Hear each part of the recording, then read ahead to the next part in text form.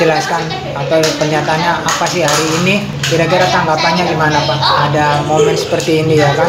Itu kira-kira dari Komnas HAM gimana kira-kira? Apa ya? Yang pertama bahwa hari ini adalah kita peringati Hari Peduli Autis Internasional, dan di sini adalah satu momen bagaimana bahwa hak-hak anak itu harus dipenuhi. Yang pertama, karena kami dari Komnas Perlindungan Anak menyatakan ada 10 hak anak yang harus dipenuhi. Salah satunya adalah tentang kesehatan, pendidikan, dan yang kedua adalah peran serta. Sehingga kami dari Yayasan Ananda Mutiara Indonesia memberikan apresiasi sekali kepada Bu Yeni bahwa keberadaan hari ini menjadi satu momentum bahwa anak bisa diterima dimanapun, termasuk dengan teman-teman yang ada di perumahan ini. Nah, ini adalah menjadi suatu semangat, spirit bersama. Tidak ada perbedaan pada anak, mereka punya hak yang sama, walaupun keberadaan mereka mungkin ada spesial. Seperti itu. Tapi kan tidak mudah Pak, langkah apa sebenarnya? Kan sering mereka mengalami hambatan apapun ya ketika berada di tengah-tengah masyarakat. Iya. Support apa nih yang terbesar untuk dari Komnas? Yang pertama adalah bullying, terus itu terjadi pada anak. Yang kedua adalah terjadinya diskriminasi terhadap anak. Karena seperti hari ini yang dilakukan dengan potong rambut pun itu tidak hanya orang sembarangan bisa menjadi orang khusus. Seperti kemarin yang kita lakukan di Malang untuk khitan ABK. Nah, khitan ABK sendiri yang dilakukan oleh Yami itu sudah ke-7 ya. Ke-9, maaf, koreksi ke-9. Dan di situ menjadi satu catatan.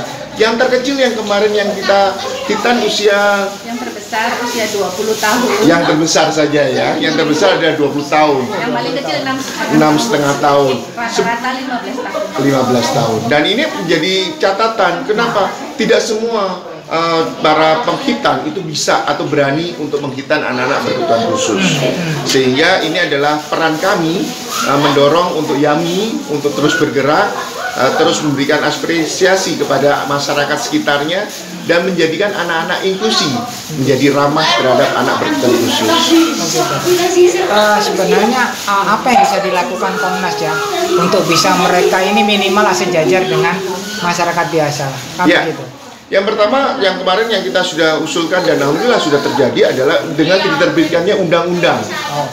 Undang-undang nomor 18 tahun nomor 16 tahun 2018 tentang kesetaraan anak berkebutuhan khusus, perlindungan anak ABK secara hukum. Dan itu diperkuat oleh kami kemarin dari Komnas Perlindungan Anak bersama Kapolri tentang undang-undang perlakuan dan pendampingan untuk anak berkebutuhan khusus, seperti itu. Berarti nota kesepahaman sudah ada ibaratnya. Sudah.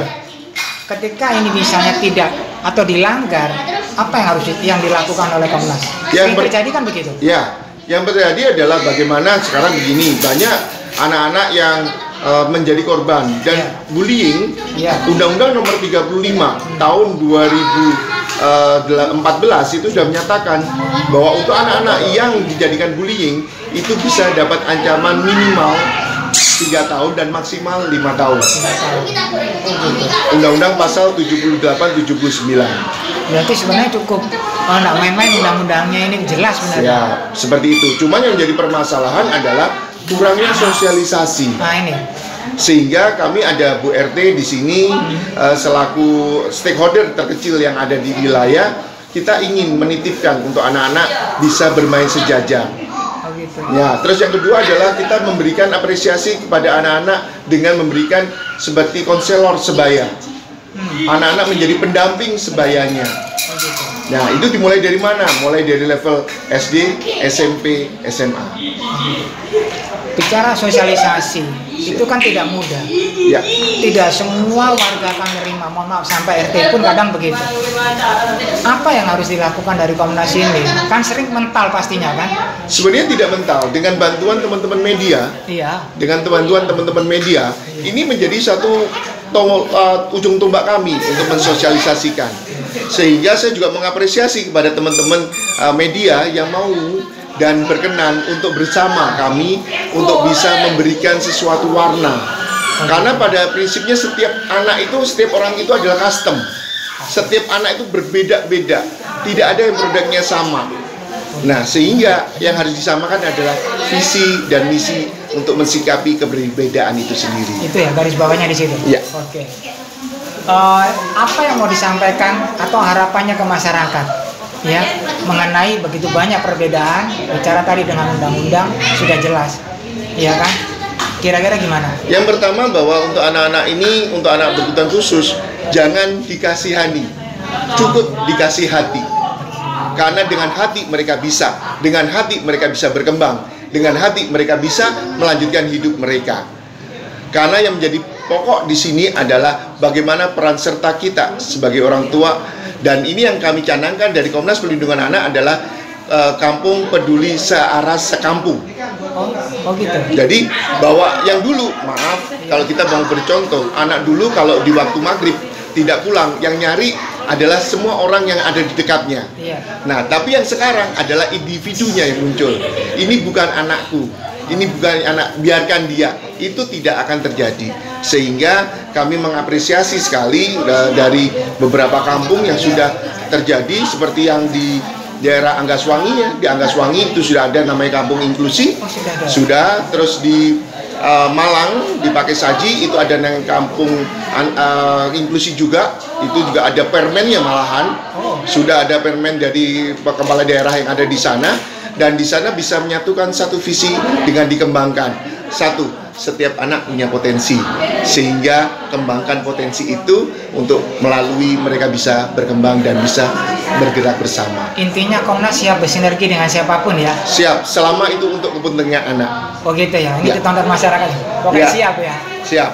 Jadi ini juga saya tadi sebelum ke sini Ya. saya juga sudah kontak dengan Aris Merdeka Sirait dan Oke. menyatakan kirim salam kepada teman-teman yang ada di sini dan memberikan apresiasi karena juga Yami sendiri sudah ada MOU. Oh sudah ada. Sudah ada MOU dengan Komnas Perlindungan Anak Oh. yang langsung ditandatangani oleh ketua kami Aris Merdeka Sirait. Wah, tanpa menguatkan posisinya kembali nih ya. Siap. Berarti intinya kalau ada kasus hukum pun Kami tetap siap. backup ya. Kami siap. Oke. Jadi Gitu. karena dalam hukum semua anak memiliki hak dan kedudukan yang sama. Oh gitu ya. Sehingga kami dari Komnas Perlindungan Anak selalu ada untuk anak Indonesia. Selalu hadir ya. Selalu hadir Oke. untuk anak Indonesia. Siap. Dengan Bapak siapa? Saya Saiful, saya Ketua Komnas Perlindungan Anak Kota Surabaya dan merangkap menjadi PLT Sekjen Komnas Perlindungan Anak Provinsi Jawa Timur. Wah. Terima kasih Siap. Bapak informasinya.